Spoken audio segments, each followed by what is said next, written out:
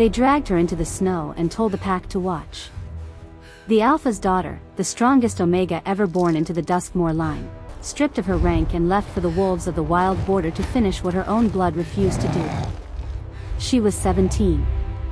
She had never shifted, never once in her life, and in a world where an Omega without a wolf was worth less than the mud beneath a warrior's boots, that made her nothing. 7 years later, a black convoy rolled through the same gates, banners of a kingdom so old and so feared that even the mountains seemed to bow to it. The woman who stepped down from the lead carriage wore the crown of the greatest Alpha ever to live on her wrist as a mark of claiming, and when she lifted her hood, the entire pack that once spat on her name went silent enough to hear their own hearts stop.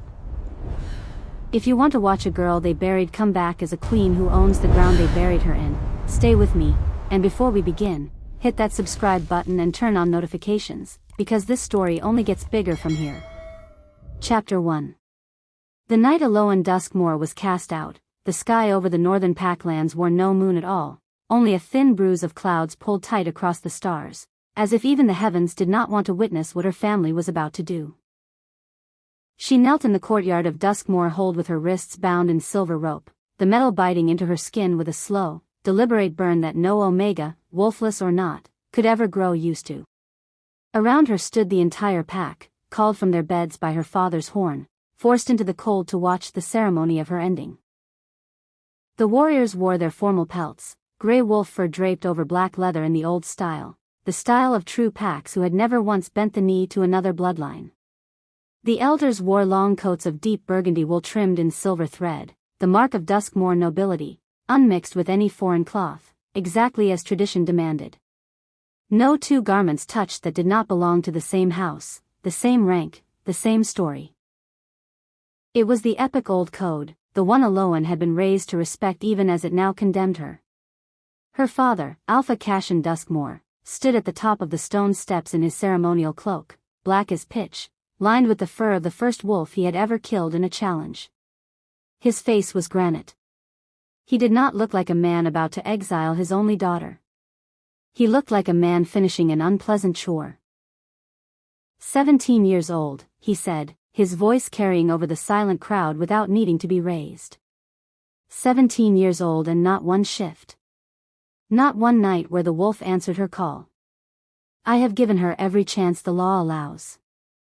I have consulted the healers, the seers, the old blood of 3 neighboring packs.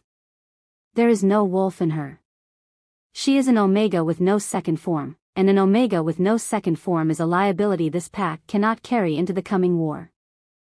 A woman stepped forward from the front of the crowd, dressed in the deep violet gown of the Alpha's second wife, the fabric heavy and old, embroidered with silver thistles that marked her as a daughter of the eastern packs by birth. Her name was Exiled, and she had hated Elowen since the day she married into Duskmoor and found a stepdaughter already grown enough to remember her true mother's face. Send her to the border woods, Exiled said, loud enough for all to hear. Let the wild wolves decide what the pack law will not. If she truly carries no wolf, she will not survive until morning. If somehow she does, then the goddess herself has judged her worthy, and none of us will argue with the goddess. It was not mercy. Elowen understood that even then, kneeling in the snow with her knees going numb and her heart hammering so hard she thought the rope at her wrists might snap from the force of her pulse alone. It was theater. It was Exiled making a public execution look like a trial by fate, so that no one in the pack could later say the Alpha murdered his own blood. They walked her to the border woods themselves, a procession of torches cutting orange light through the black trees, and when they reached the old marker stone that separated Duskmoor land from the unclaimed wild, her father finally looked at her directly for the first time in weeks. I am sorry, he said quietly, so quietly that only she could hear it. But a pack cannot survive on sorrow. It survives on strength, and you have none to give it. Then he turned, and the torches turned with him, and the woods swallowed every point of light until Elowen Duskmoor was alone in the dark with her wrists still bound and her breath fogging in front of her face like the last proof that she was still, for now, alive. She did not cry. She told herself this later, many times, in many different rooms across many different years, that she had not cried that night. She had knelt in the snow until the cold became a kind of clarity, and then she had done the only thing left to a girl with no wolf and no pack and no name that meant anything anymore. She got up, and she started walking, because walking was the only form of defiance available to her. She did not know, not then, that the border woods were not empty. She did not know that beneath the roots of the oldest trees there lived a scattered brotherhood of exiles far older and far more dangerous than she could have imagined, wolves and omegas and betas who had been cast out of a dozen different packs for a dozen different sins, real and invented, and who had built something in the shadows that no alpha court had ever managed to stamp out. She did not know that the woman who found her 3 hours later, half frozen and still refusing to lie down and die, was once the war regent of a fallen kingdom, a legend the northern packs told their pups about in whispers meant to frighten them into obedience. The woman's name was Threnody, and she wore no pelt, no noble cloth, only plain traveling leather the color of dried blood, unornamented, because in her world rank was earned in blood and never in fabric. She crouched beside the half-frozen girl and studied her the way a blacksmith studies raw ore before deciding whether it is worth the forge. "No wolf," she said, more to herself than to Elowen. "Interesting. I have not seen a true wolfless omega in over 20 years. Do you know what that usually means, girl?" Elowen, teeth chattering, managed only a shake of her head. "It usually means the wolf is not gone," Threnody said. "It usually means the wolf is waiting for a reason strong enough to answer. Most pups shift out of instinct, out of joy, out of fear. You have never had a reason strong enough. Tonight might change that. Or tonight might kill you. Either way, you are coming with me, because I am too old and too tired to watch another wasted life freeze in these woods when I could put it to better use." That was the night Elowen Duskmore died, in the only way that mattered. The girl who knelt in the snow and let her father call her worthless did not survive the border woods. The woman who walked out of them 7 years later was someone else entirely, and the pack that once discarded her had absolutely no idea what they had actually thrown away. The camp Threnody led her to was carved into a hollow beneath a ridge of black stone, hidden from every scrying spell and every scouting patrol by wards so old that even the exiles who lived there no longer fully understood how they worked.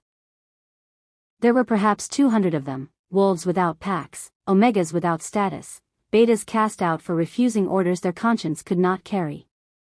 They called themselves the Hollow, and they had one law only, that strength was proven, never assumed, and that a person's worth began the day they arrived, with no weight given to whatever crime or misfortune had sent them there. Elowen spent the first winter simply surviving it. She was given no special treatment for being an alpha's daughter, and in fact the opposite was true. The Hollow had little patience for noble blood, and several of its older members made her earn every meal, every bed, every scrap of respect through labor that left her hands raw and her body aching in ways the soft courtyards of Duskmore Hold had never demanded of her. She hauled water. She skinned game. She sat in on the healer's lessons because Threnody insisted that a wolfless omega had better learn to fix bodies since she could not yet fight with claws. It was in the second year that her wolf finally answered.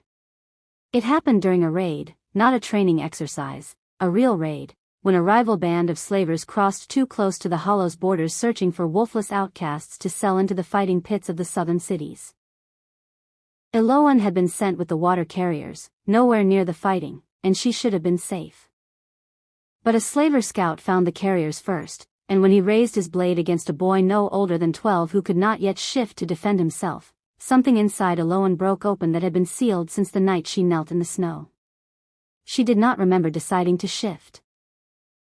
She remembered heat, an overwhelming furnace behind her ribs, and then the world tilted and rearranged itself into new proportions, and when her vision cleared she was standing over the slaver's body on 4 paws instead of 2 feet, her jaws closed around a throat that no longer moved, and her fur was a color she had never seen on any wolf in Duskmore's records, a deep near black threaded through with silver like moonlight caught in a storm cloud. Threnody, when she arrived moments later, went very still at the sight of her. "Do you know what that color means?" she asked, once Elowen had shifted back, shaking and covered in blood that was not entirely her own. Elowen shook her head, still too stunned by her own body to speak. "It means your wolf was never absent," Threnody said. "It was never weak. It was buried under 7 years of people telling you that you were nothing, and it refused to answer a call built on shame. It only answered tonight because you were protecting someone weaker than yourself, with nothing left to prove and everything to give. That is the rarest kind of wolf there is, girl. The kind that only serves love and justice, never fear and never command. Your father called you a liability. Your father was a fool who never deserved to know what he actually raised. From that night forward, the Hollow trained her differently. Threnody took personal charge of her education, teaching her the old war forms that had won and lost kingdoms centuries before Duskmoor Hold was ever built. Elowen learned to fight with twin blades in her human form and with raw ferocity in her wolf form, learned the political games of pack law, learned languages, learned how to read a room full of alphas and know which ones were lying before they finished their first sentence. She grew from a girl who knelt in the snow into a warrior the Hollow began, quietly and without her permission, to call their warlord. It was in her 4th year at the Hollow, during a diplomatic skirmish between 3 border territories, that she first heard the name that would change the rest of her life. Draven Ironclaw. He was spoken of the way storms are spoken of, with respect bordering on fear. The Alpha King of the Ashvale Dominion, the largest and most powerful territory north of the Great River, a man who had unified 17 warring packs under a single banner before his 30th year, who had never lost a challenge, never broken a treaty, and who was, by the account of every terrified messenger who had ever stood in his throne hall, the single most dangerous alpha the wolf kingdoms had produced in 3 centuries. They called him the greatest alpha ever to live, not as flattery, but as simple recorded fact, the kind of title earned through battlefields and treaties rather than granted through birthright. Elowen had no reason, in that 4th year, to think his story and hers would ever cross. The Hollow did not concern itself with kings.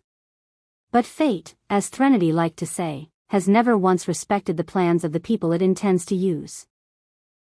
Before that 4th year arrived, though, Elowen still had to earn the rank the Hollow eventually gave her, and the earning was neither quick nor gentle. In her 3rd winter among the exiles, a beta named Harrow, who had led the northern patrol before her and resented every bit of attention Threnody spent on the wolfless girl-turned-silver-furred warrior, challenged her openly in front of the full camp, claiming she had been given advantages no true exile ever received. The Hollow's law was simple in matters like this. A challenge, once issued, could not be refused without a permanent loss of standing, and so Elowen accepted, though she had never fought a real duel against a trained beta twice her size. She lost the first exchange badly, taking a blow to the ribs that cracked bone and left her gasping in the frozen dirt while half the camp watched in silence. But losing, in the Hollow, was not the same as being finished, and Elowen had learned enough by then to understand the difference. She got up. She got up a 2nd time after the next exchange broke her nose, and a 3rd time after Harrow drove her into the packed snow hard enough to steal the breath from her lungs entirely. It was not skill that won her that duel in the end. It was the same thing that had cracked her wolf open on the night of the slaver raid, a refusal buried so deep in her that no amount of pain could talk it out of her, and on the 4th exchange, when Harrow overextended himself certain the fight was already won, Elowen caught his wrist, twisted, and put him on his back with her forearm locked hard across his throat. "Yield," she said, blood from her broken nose dripping onto his collar, "or do not. Either way I am not moving from this position until the sun changes its mind about rising." Harrow yielded. He also, in the years that followed, became one of her most loyal patrol commanders, the kind of loyalty earned specifically because she had beaten him honestly rather than through any favor Threnody might have shown her. Threnody watched the entire duel without once stepping in to help, and afterward, while a healer reset the bones in Elowen's nose, the old war regent offered the only comfort she ever seemed to consider necessary. "You did not win because you were stronger," Threnody said. "You won because you decided, somewhere around the 2nd time you hit that ground, that you had already survived worse than this. That decision is worth more than any technique I could ever teach you. The technique simply gives it somewhere useful to go." Chapter 2. In her 6th year among the exiles, Elowen was no longer the girl who had to earn her meals. She commanded the Hollow's northern patrols, 300 wolves and betas and omegas who followed her not because a crown demanded it but because she had bled beside every one of them at some point across 6 winters of raids and skirmishes and quiet, unglamorous survival. She wore no noble cloth anymore. Her armor was plain hardened leather over dark gray wool, unmixed with any foreign fabric, marked only by a single silver thread at the collar that Threnody had sewn there herself the night Elowen was named warlord, a private joke between them, since silver thread had once marked her as Duskmoor nobility and now it marked her as something the Hollow had built with its own hands. It was in the autumn of that 6th year that the messengers came. The Ashvale Dominion was preparing for a war it had not asked for. A coalition of southern packs, hungry for Ashvale's fertile borderlands, had begun testing the edges of Draven Ironclaw's territory, and rumor claimed he was assembling allies from every free band and hidden brotherhood strong enough to matter, offering land and protection in exchange for loyalty in the coming conflict. The Hollow had never allied itself with any crowned power before. Threnody argued against it for 3 full days in council. But the coalition scouts had already been spotted near the Hollow's own borders, and the exiles who had built a life out of nothing were not fool enough to ignore a war marching toward their hidden home whether they joined it or not. "I will go," Elowen said, when the council could not agree. "I will meet this Ironclaw myself and judge whether he is worth our blood." Threnody studied her for a long moment. "You understand what it means to walk into an Alpha King's court. Every eye in that hall will measure you before you speak a single word. They will see a masterless wolf with no house name and assume weakness. They will be wrong, and it will cost some of them dearly to learn it, but you must be prepared for that first assumption regardless." Elowen had smiled, and it was not a soft smile. "Let them assume. I have spent 7 years being underestimated. It has never once worked out well for the people who did the underestimating." She traveled to Ashvale Hold with an honor guard of 12, dressed in the Hollow's plain dark colors, no crest, no house banner, nothing but the silver thread at her collar to mark that she answered to someone. The Dominion's capital was unlike anything Duskmoor Hold had ever aspired to be, a city carved into a mountain's shoulder, black stone towers crowned with iron and glass, banners of deep forest green and burnished gold snapping in wind that smelled of pine and distant snow. Every soldier she passed wore matching Ashvale colors, forest green cloaks over gold-trimmed leather. The strict uniformity of a dominion that took its old codes as seriously as the Hollow took its own. The throne hall was vast, built from stone the color of a starless sky, and at its far end, on a dais that required no unnecessary grandeur to communicate power, sat the Alpha King. Elowen had heard him described 100 different ways by 100 different terrified messengers, but none of the descriptions had prepared her for the actual weight of him in the room. Draven Ironclaw was built like something carved rather than born, broad shoulders beneath a black and forest green cloak lined with the pelt of a wolf so large it could only have been his own first kill as a pup, a kill most alphas did not survive making.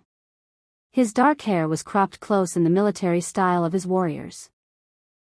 His eyes, when they finally settled on her, were a pale gold that seemed to measure the exact weight of her soul in the space of a single glance, and something in Elowen's chest reacted to that glance with a violence she was not prepared for, a pull low and deep and undeniable, the kind of recognition the old texts called the mate bond, the kind of thing she had genuinely believed, after everything her family had told her about her own worthlessness, she would never be permitted to feel.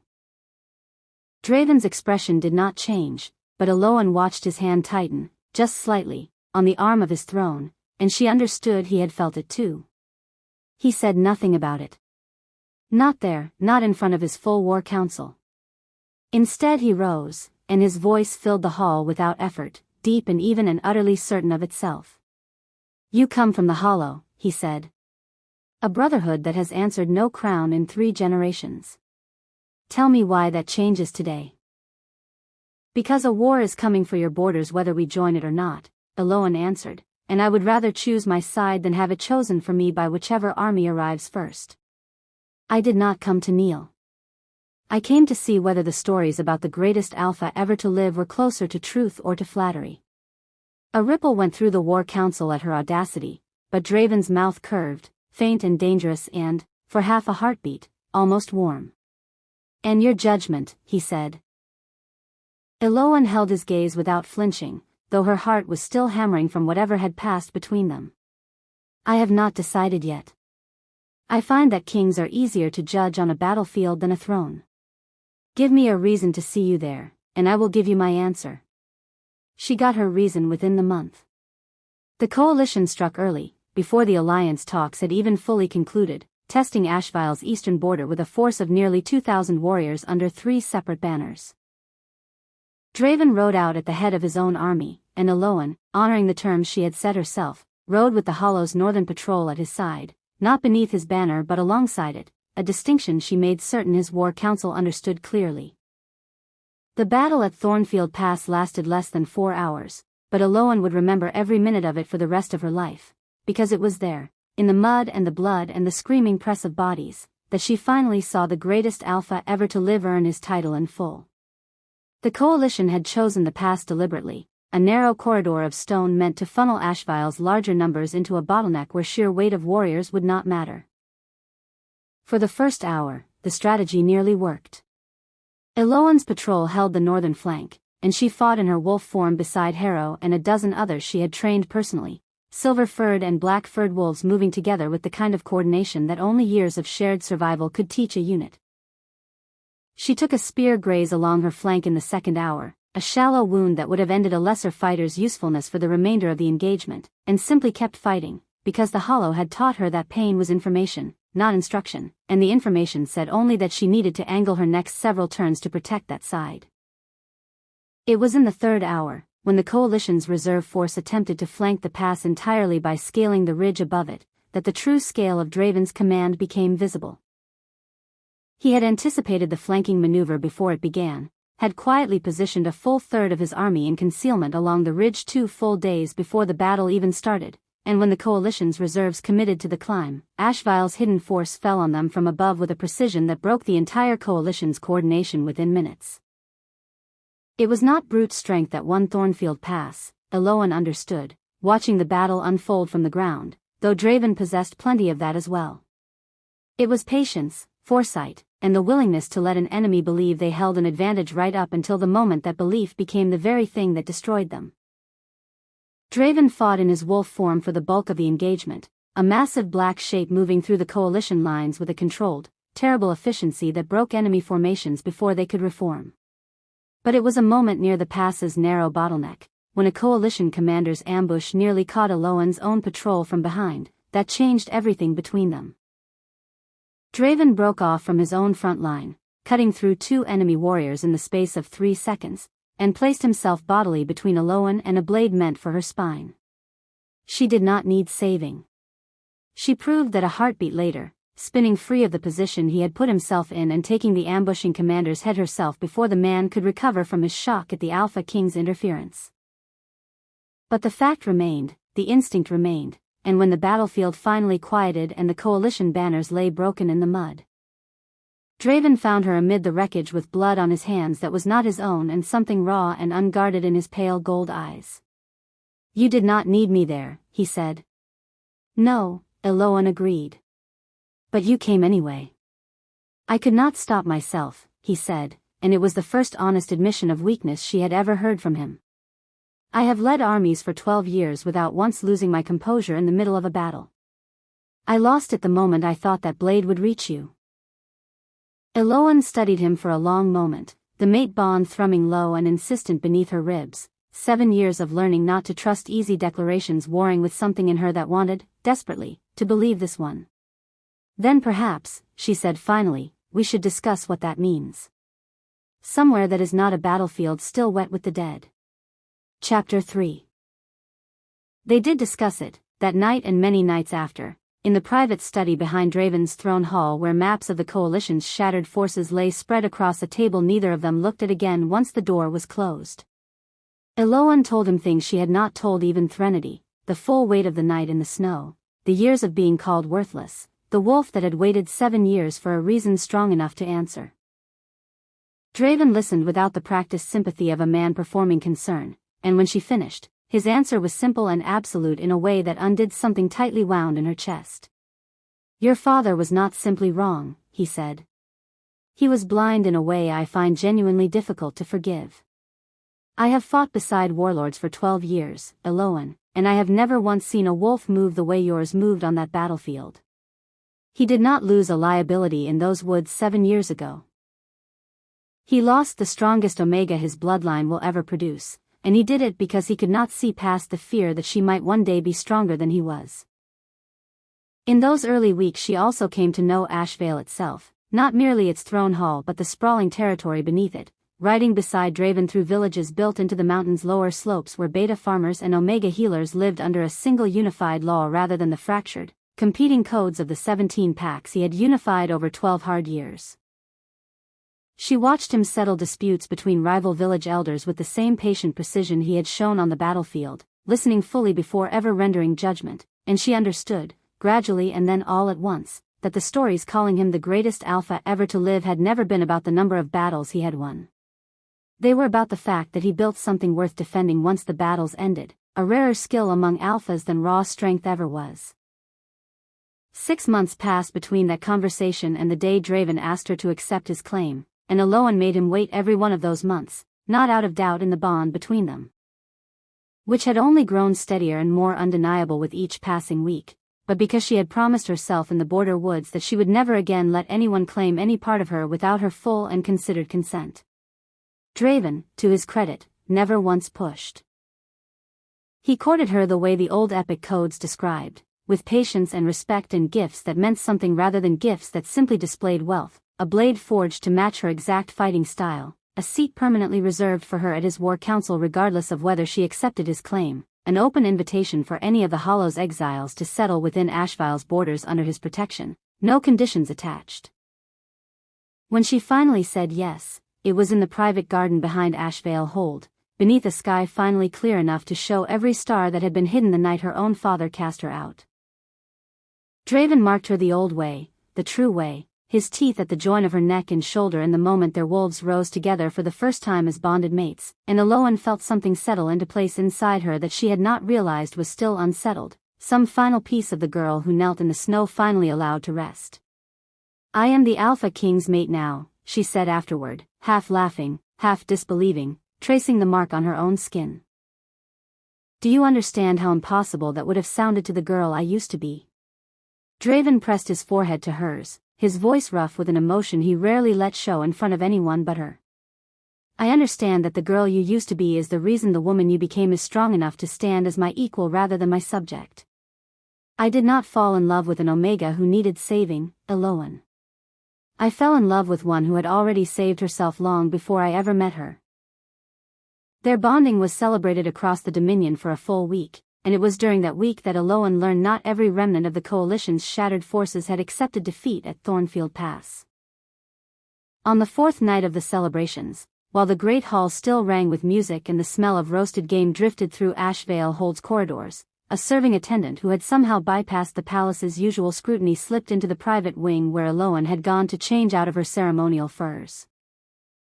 The attendant was fast, trained, and carried a blade coated in a paralytic drawn from southern nightshade, the kind of weapon meant for silent work rather than open combat, and for one dangerous instant, in a hallway with no guards and no witnesses, Elowen understood that this was not a servant at all but a coalition assassin sent to finish what Thornfield Pass had failed to accomplish, striking at the Alpha King's new mate in the hope that grief would fracture Ashvale's momentum before it could consolidate its victory. She did not call for help. There was no time, and 7 years in the Hollow had taught her that hesitation in the space of an ambush was its own kind of death sentence. She let the assassin's first strike come close enough to commit fully, then twisted inside the arc of the blade the way Threnody had drilled into her 1,000 times over 1,000 frozen mornings, driving her elbow into the woman's throat hard enough to collapse her windpipe before the paralytic ever touched skin. The assassin went down choking, and Elowen had her pinned and disarmed within seconds, blood roaring in her ears, every instinct from 7 years of rage screaming at her to finish it before the threat could recover. She did not kill her. She dragged the assassin, still gasping, into the light of the hallway's torches and summoned the guards only then, because a dead assassin answered no questions, and Elowen wanted answers far more than she wanted vengeance. Under interrogation, the woman confirmed what Draven's war council had already begun to suspect, that a faction of the Coalition's surviving commanders had regrouped in the southern hill country and intended to strike again once Ashvale's guard was lowered by the distractions of celebration. It was, in its own bitter way, useful information bought at the cost of nearly losing her life in a hallway with no witnesses at all, and Draven, when he found her afterward, still faintly trembling with the aftershock of adrenaline, though her voice remained perfectly steady as she gave her report, held her hard enough that she felt, for the first time since the border woods, genuinely and completely protected rather than merely capable of protecting herself. "I nearly lost you in my own hall," he said, his voice rough with something between fury and fear. "Days after claiming you. I have fought wars for 12 years and never once felt my hands shake the way they are shaking right now." "I am still here," Elowen said, pressing her palm flat against his chest, feeling his heart hammering beneath it. "Because I survived 7 years learning exactly how to be. That is not going to change simply because I now wear a crown, Draven. If anything, it means whoever comes for me next had better bring considerably more than one blade and a stolen uniform." The coalition remnant in the southern hills was dealt with within the month, a swift and merciless campaign that left no ambiguity about what happened to anyone who mistook Ashvile's celebration for weakness, and it was in the aftermath of that campaign, with envoys and allies arriving from every corner of the northern territories to formally recognize the new order of things, that word finally reached Duskmoor Hold. Elowen had not planned to announce her survival to her old pack directly. She had, if she was honest with herself, spent 7 years trying not to think about them at all. But an Alpha King's mate does not remain hidden from the political maps of rival packs for long. And within 2 weeks of her claiming, a messenger arrived from Duskmoor Hold itself, carrying a formal request for alliance addressed to Draven Ironclaw and, though the letter clearly did not know it yet, to the daughter Cashin Duskmoor had left for dead in the border woods 7 years before. Draven watched her read the letter in silence, her face giving away nothing until she finally set it down on the table between them. "They want an alliance," she said. "My father wants Ashvile's protection against the remnants of the coalition forces still raiding his southern border. He has no idea I am the one he would be asking permission from." "What do you want to do?" Draven asked, though his tone made it clear the choice was entirely hers to make. Elowen was quiet for a long moment, and when she answered, there was nothing of the girl in the snow left in her voice at all. "I want to go home," she said. "Not to beg forgiveness. Not to prove anything to a man who never deserved the daughter he threw away. I want to walk through those gates as exactly what I have become, and I want every single person who stood silent in that courtyard and watched me kneel to understand, in the clearest possible terms, precisely what they lost." Draven's answering smile was slow, and sharp, and utterly without mercy. "Then we go together," he said. "As Alpha King and his mate. Let them see exactly what they are dealing with." Chapter 4. The black convoy that rolled through Duskmoor Hold's gates carried banners the pack had never seen this far north before, forest green and burnished gold, the sigil of a dominion so powerful that even Cashin Duskmoor, standing at the top of his own courtyard steps to receive the delegation his letter had requested, felt a flicker of something close to nervousness cross his composed features. He had expected an envoy. He had not expected the Alpha King himself. Draven Ironclaw stepped down from the lead carriage first, dressed in the full ceremonial armor of the Ashvale Dominion, black plate over forest green beneath a cloak of the same great wolf pelt he had worn the day Elowen first saw him on his throne, unmixed with any foreign cloth, every piece of it declaring exactly what house and rank he carried without needing a single word spoken. The Duskmoor pack, assembled in the courtyard to receive their guest, dropped into immediate bows, and even Cashin inclined his head, the closest thing to deference the old Alpha had likely offered anyone in decades. Then the second figure stepped down from the carriage, and the courtyard's careful order shattered into stunned silence. She wore black and silver, the Ashvale Dominion's colors reserved for its highest-ranking mate, a long fitted coat of deep matte black trimmed in true silver thread, unmixed with the forest green that marked lesser rank, the cut of it unmistakably epic in style, a warlord's silhouette rather than a courtier's. Her dark hair was bound back in the severe braid of a woman who had spent years learning that loose hair was a weakness a real enemy could grab in battle. Around her wrist, visible as she lowered her hood, sat the mark of Draven Ironclaw's formal claiming, an unmistakable band of silver ink woven with wolf pattern scarring that every pack in the Northern Territories would recognize on sight as the personal claim of the Alpha King himself. Isolde, standing near the front of the assembled crowd in her violet gown, was the first to make a sound, a small strangled noise that drew every eye toward her before they returned, inevitably, to the woman at the Alpha King's side. It cannot be, someone whispered, somewhere in the crowd. Elowen let the silence stretch exactly as long as she wanted it to before she finally spoke. "Hello, father," she said. "It has been 7 years. You look older. I imagine losing an entire pack's worth of sleep over what you did to me will do that to a man." Cassian Duskmore's face went through several expressions in rapid succession: disbelief, calculation, and finally something that might, in a weaker man, have resembled shame, though he buried it quickly beneath the same granite composure he had worn the night he cast her out. "Elowen," he said, and his voice, for the first time in her memory, was not entirely steady. "You survived." "I did more than survive," she said. "I became something your entire pack law never had a category for. I am the Alpha King's mate, and the warlord who commands 300 of the finest fighters the Northern Territories have ever produced, and I am standing in the courtyard where you knelt me in the snow and told me a pack cannot survive on sorrow. You were right about that, at least. It survived on strength. Mine, as it turns out, since yours nearly bled itself dry against the coalition forces you are apparently now begging Ashvale to save you from." A murmur ran through the crowd, and among the elders standing near the courtyard steps, an old healer named Bram, stooped and grey now but unmistakably the same man who had once argued fiercely against Elowen's exile only to be silenced by Cassian's authority, pressed a trembling hand to his mouth.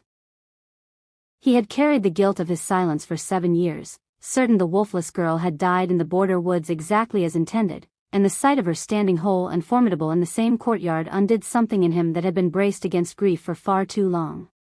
"We told ourselves it was mercy," Bram said quietly, though his voice carried further than he intended in the pressing silence. "Trial by fate, we called it. I have not slept a full night in 7 years for the lie of it." Draven, standing silent and immense at her side, let the murmur run its course before he finally spoke, his voice carrying the flat, absolute authority of a man who had never once needed to raise his voice to be obeyed. "The alliance you requested," he said to Cassian, "was addressed to me. But you should understand that any protection Ashvale extends to Duskmore now runs through my mate's judgment as much as my own. She has considerably more insight into this pack's character than I do." Exiled, recovering some of her composure, stepped forward with the same practiced cruelty Elowen remembered from 7 years before, though it landed with far less force against a woman it could no longer touch. "An Omega who spent 7 years running wild with exiles is hardly qualified to judge anyone's character," Exiled said. "Whatever tricks she has learned to charm an Alpha King do not erase what she is." Elowen turned to look at her stepmother fully for the first time, and something in her expression made even Exiled take an involuntary step back. "You are correct that I spent 7 years among exiles," Elowen said. "I learned things there that Duskmore's soft courtyards never could have taught me. I learned that strength is proven, never assumed. I learned that a wolf answers a reason strong enough to call it, not a bloodline that demands it. And I learned, very specifically, exactly what I am, which is not the wolfless girl you sent to die in the border woods. Since you seem so certain that title still fits me, I am prepared to prove otherwise, here, now, in the same courtyard you used to condemn me. Challenge me yourself, if you believe what you are saying. Or admit, in front of this entire pack, that you were wrong 7 years ago and you have simply never had the courage to say so." The courtyard went utterly silent. Challenging an Alpha King's mate was, by every law the Northern Territories recognized, effectively a declaration of war against the Ashvale Dominion itself, and even Exiled, for all her cruelty, was not foolish enough to invite that. But Cassian Duskmore, watching his second wife falter, understood with sudden and complete clarity that his pack's survival now depended entirely on how the next few minutes unfolded, and old pride, the same pride that had condemned his daughter 7 years before, reared up in him one final time. "I built this pack's law," he said, his voice hardening. "I will not be lectured about strength by a girl I raised who spent her childhood unable to shift." "Then perhaps," Elowen said quietly, "it is time your pack law faced a real trial instead of a theatrical one dressed up to look like fate. I challenge you, father. Not to a duel of pride. To the old right, the true right, the fight the ancient codes recognize as final judgment between blood. Winner determines whether Duskmoor stands or falls beneath its own broken law. I will not hide behind Ashvile's banners to settle this. I will settle it myself, the way you should have let me try 7 years ago instead of assuming the outcome before I ever drew breath to fight it. A ripple of pure shock swept through the assembled pack. The old rite Elowen invoked had not been used in Duskmoor in 3 generations. A fight to the death recognized under the ancient codes as absolute and unappealable, older than any Alpha's personal law, older even than the pack itself. To refuse it, once formally invoked by blood kin of equal or superior rank, was to forfeit leadership entirely under the oldest interpretation of pack tradition, a humiliation no Alpha could survive politically even if he survived it physically. Cashin's jaw tightened. You would kill your own father in front of his pack. I would let the old rite decide what 7 years of silence between us could not, Elowen said. If you believe you are right, if you believe casting me out was justice and not fear wearing justice's face, then you have nothing to lose by accepting. If you refuse, every wolf standing in this courtyard will understand exactly why, and no law you have ever written will protect you from what that means for your rule. Draven had gone very still beside her, and though every instinct in him clearly strained against the idea of his mate facing mortal combat in front of him, he said nothing to stop her, understanding with the same clarity that governed his own throne room that this was not his fight to take from her. He had learned, in the 6 months since Thornfield Pass, precisely what it cost her to have that instinct honored rather than overridden, and he honored it now though it visibly cost him. Cashin looked out over his silent pack, at Isolde's pale, frozen face, at the elders who had once cheered his decision 7 years ago and now would not meet his eyes, and understood, with the same brutal clarity Elowen had learned in the border woods, that he had already lost something in this courtyard regardless of what happened next. He accepted the right. They cleared the courtyard by torchlight, the same torches, Elowen thought distantly, that might have lit her original procession into the woods 7 years before, though she could not be certain and did not particularly care to confirm it. She stripped down to fighting leathers, plain and unornamented, nothing of Duskmoor's silver thread or Ashvile's forest green marking her now, only the color of a woman who belonged to herself first and anyhow second. Cashin faced her in his own ceremonial armor, the same black pelt cloak he had worn the night he condemned her, and something in that choice, deliberate or not, steadied Elowen's resolve rather than shaking it. The rite required both combatants to fight in wolf form, a rule meant, in the old codes, to strip away every advantage of rank and weaponry and leave only the truth of what a wolf actually was beneath the trappings of pack politics. Elowen shifted first, and her black and silver coat drew a collective breath from the watching crowd, half of whom had never in 7 years believed the stories that had begun trickling back to Duskmoor of a masterless warlord with a wolf the color of moonlight caught in storm cloud. Cashin shifted a moment later, a large grey wolf scarred from decades of leading a pack through hard winters and harder wars, still formidable despite the years, still, by any reasonable measure, dangerous. The fight that followed was not long, but it was brutal in the particular way that fights between people who once loved each other are always brutal, every strike carrying the weight of 7 years of silence behind it.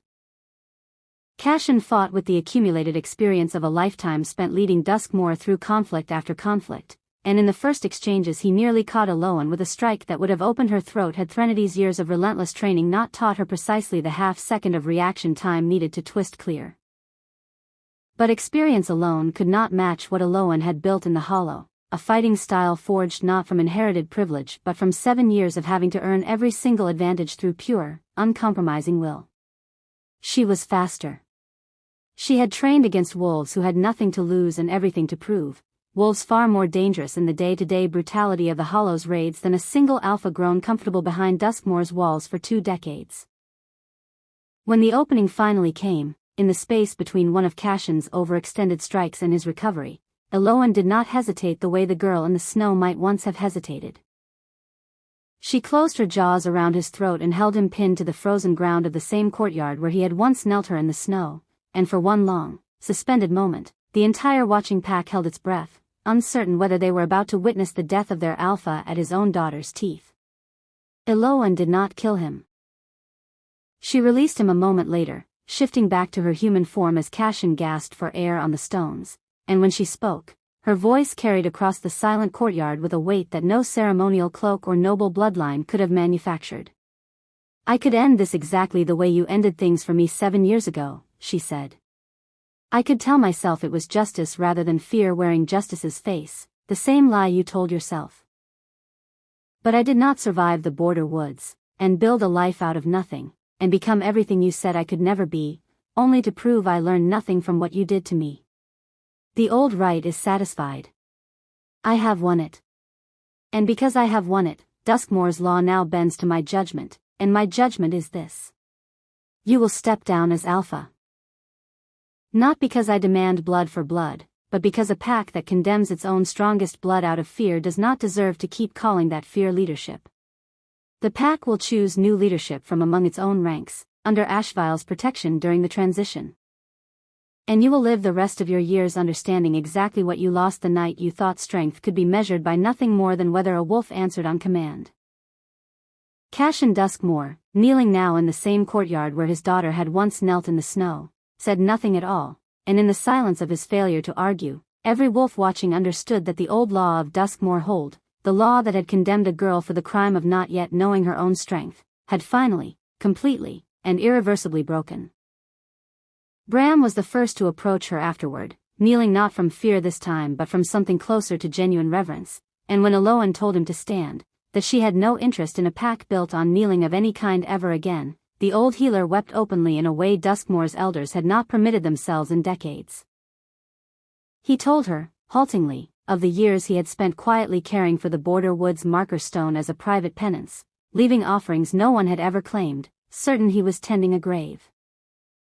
Elowen listened to all of it without softening, but without cruelty either, because she had learned in the hollow that the wolves who regretted their silence honestly were not the same as the wolves who had never questioned it at all, and a queen who could not tell the difference was not much of a queen. Chapter 5.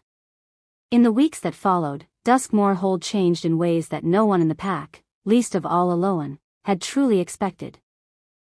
The elders, freed from 2 decades of Cashin's rigid and fear-driven rule, chose new leadership from within their own ranks, a beta commander named Ren who had quietly opposed Elowen's exile 7 years before and been punished for the objection with 2 decades of diminished rank. Isolde, stripped of the protection her marriage had once guaranteed her, was permitted to leave Duskmoor territory rather than face formal judgment for her role in the original condemnation, a mercy Elowen extended not out of forgiveness but because she had learned, in the hollow, that some enemies were not worth the cost of destroying completely. Cashin remained within Duskmoor's borders, stripped of all rank, watching from the margins of a pack he had once ruled absolutely as it rebuilt itself into something he no longer recognized and had no authority to shape. Elowen did not stay to oversee the transition personally. That was not her purpose in returning, and she had built a life of her own now, one with roots far deeper than the pack that had once discarded her. She returned to Ashvale with Draven at her side, and the formal alliance between the Ashvale Dominion and a reformed Duskmoor hold was signed not as a treaty extracted from a desperate, weakened pack, but as an agreement between equals, one Elowen herself insisted upon shaping personally. Ensuring that no clause within it could ever again allow an alpha's personal fear to be dressed up as pack law and used against the very blood meant to inherit it. The Hollow, too, changed in the aftermath of Thornfield Pass and the reclaiming of Duskmoor. Threnody, watching her hardest-won student walk out of the exile camp and into a crown, made the decision that had been building in her for years, formally dissolving the Hollow's total secrecy and accepting Draven's long-standing offer of protection and land within Ashvile's borders. The exiles who had built a life in the shadows for generations finally stepped into the light, not as refugees seeking mercy, but as one of the most formidable fighting forces the Northern Territories had ever formally recognized, sworn not to the Ashvale Dominion's crown directly, but to Elowen herself, the warlord who had earned their loyalty through 7 years of shared blood rather than a single accident of birth. On the night of her formal coronation as Alpha Queen of the Ashvale Dominion, standing beside Draven Ironclaw before the assembled might of 17 unified packs and the newly arrived banners of the Hollow itself, Elowen wore black and silver trimmed in gold, the ceremonial colors of a queen who had earned every thread of the cloth against her skin through 7 years that had tried, and entirely failed, to convince her that she was worth nothing at all. Draven took her hand before the assembled crowd, his pale gold eyes carrying the same unguarded warmth she had first glimpsed on the muddy field at Thornfield Pass, and when he spoke, his voice carried the same absolute authority that had unified 17 packs, though now it was bent entirely toward her. 7 years ago, he said, a pack that did not deserve her cast aside the strongest omega their bloodline would ever produce, certain that a wolf which had not yet answered meant a wolf that never would. They were wrong about everything that mattered. Tonight, this dominion crowns not a wolf who finally answered, but a woman who built her own answer out of nothing, brick by brick, blood by blood, until an entire kingdom had no choice but to recognize what should have been obvious from the very beginning. She is not simply my mate. She is my equal in every sense the old codes ever meant that word to carry, and any wolf in this dominion who forgets that fact will answer to both of us equally. Elowen looked out over the crowd, at Threnody standing with the Hollow's banners raised for the first time in open daylight, at the messengers from a reformed Duskmoor hold who had traveled north specifically to witness the coronation of the girl their old law once condemned, at Draven's steady, unwavering presence beside her, and felt something settle into place that had been unsettled since the night she knelt in the snow with silver rope biting into her wrists. She thought of the girl who had walked into the border woods believing herself worthless. Wolfless, discarded. She thought of Threnodi's voice in the dark, telling her that her wolf was not weak, only waiting for a reason strong enough to answer. She thought of 7 years of raw, unglamorous survival, of every meal earned, every skill built from nothing, every scar that had taught her exactly what she was capable of becoming when no one was left to tell her otherwise. Let them write it down, she said quietly, more to herself than to the crowd, though Draven heard her and pressed his hand tighter around hers. Let every pack from here to the southern cities write down exactly what happens when you throw away a girl for the crime of not yet knowing her own strength. I was not wolfless. I was waiting. And I am done waiting for anyone's permission to become exactly what I always was. The crowd's roar, when it came, shook the mountain itself, and somewhere beneath that sound, in the quiet space that existed only between two bonded mates, Draven leaned close enough that only she could hear him. Welcome home, he said. Elowen, Alpha Queen of the Ashvale Dominion, Warlord of the Hollow, daughter of no pack law that had ever deserved her, finally, after 7 long years, allowed herself to believe it. Later that night, long after the crowds had dispersed and the mountain had quieted into the deep, star-scattered silence of a northern winter, Elowen stood alone on the balcony above Ashvale Hold's great courtyard, still wearing the black and silver and gold of her coronation, and let herself simply breathe for the first time in longer than she could easily remember. Draven found her there, shedding his own ceremonial cloak before he wrapped it around her shoulders instead, unwilling to let even the cold touch her on a night that belonged entirely to her. Do you ever think of the border woods? He asked quietly, standing beside her at the rail. Every day, Elowen admitted. Not with grief anymore. With something closer to gratitude, which I never expected to feel about the worst night of my life. If my father had never cast me out, I would never have found Threnody, or the Hollow, or the wolf that was always waiting for a reason strong enough to answer. I would never have found you. I do not forgive him for what he did. I do not think forgiveness was ever the point. But I have stopped needing him to have been right about anything, including the reasons he thought he had for doing it. Draven's arms settled around her, solid and certain, and for a long while neither of them spoke, content simply to stand together above a kingdom that had, against every expectation the northern territories once held about wolfless omegas and unworthy daughters, chosen to crown exactly the woman it needed most.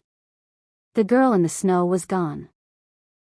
In her place stood a queen who had built herself, deliberately and completely, out of every single thing meant to destroy her, and who intended, from this night forward, to make certain no wolf beneath her banner ever again had to survive what she had survived alone.